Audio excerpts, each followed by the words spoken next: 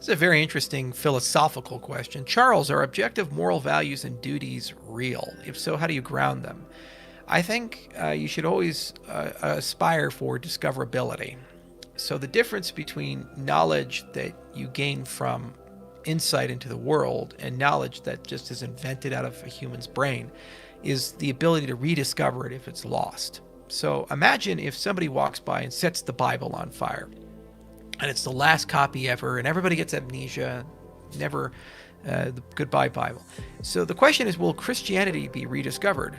Will all that doctrine, the stories in Exodus and Genesis and all of these other things just magically rematerialize? The answer is probably no. It's knowledge that was written down and passed down generation to generation as narratives, but it's not discoverable. Whereas, let's say we forget everything we know about gravity.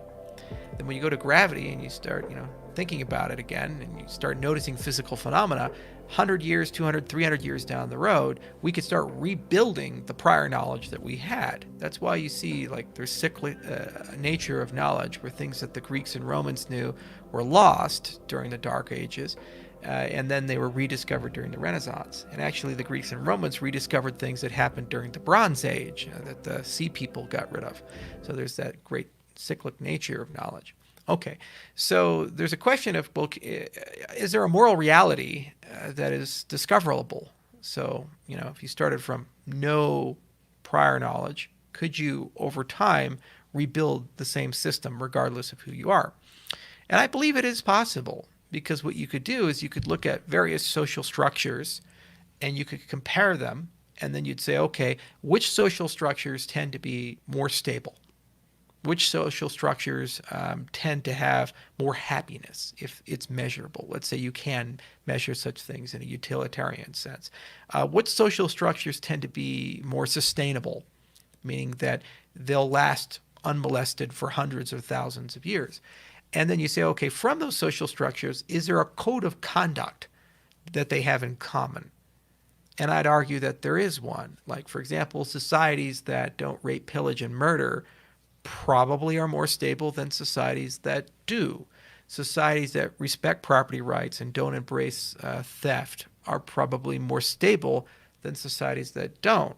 Now, people like to ascribe Judeo-Christian values to these types of things. Well, Japan doesn't have that, but it's also a very stable society. So I don't think it's from a deontological divine command theory viewpoint that somehow we're good because we believe in one value system.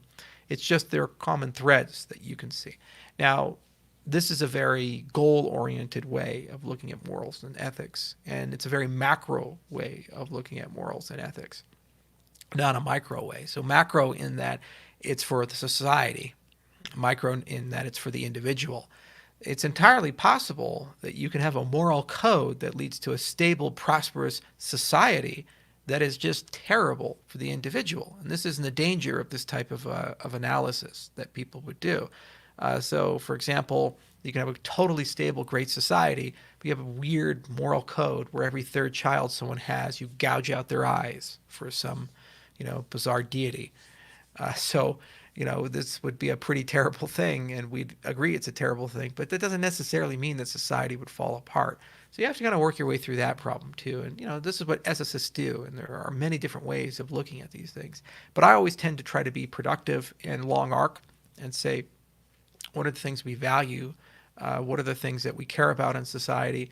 And what is the definition of happiness and stability? And then from that, you probably can construct a collection of universal objective truths about how to run things and do things. And then in terms of grounding them, this is the problem of trade-offs. So it's obviously clear that certain times your values and reality get compromised. This is where great narrative fiction comes from, where people are forced time and again to make Faustian bargains or the lesser of two evils types of choices when they're not really happy with any of the choices that they have, and somehow they have to do that because the plot requires it. So where on the hierarchy do you sit of which value is more important than another value? We'd like to invent things like, oh, thou shalt not kill. Okay, but what about a war? We seem to give people a pass on that when soldiers en masse get together and go and kill somebody else. And the people that they're killing tend to be people who are no direct threat or harm to society as a whole. Some 18-year-old kid in Afghanistan is probably not going to come to America and cause much pain or harm.